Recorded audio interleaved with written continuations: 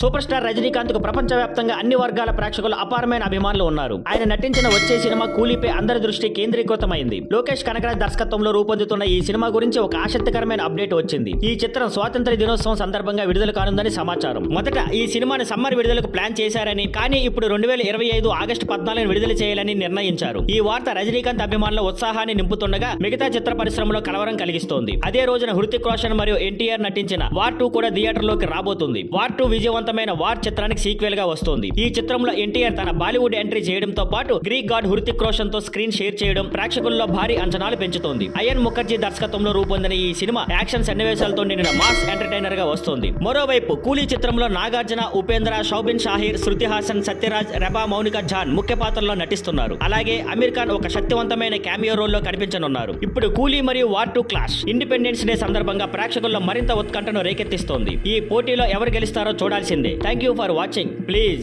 Like, share and subscribe.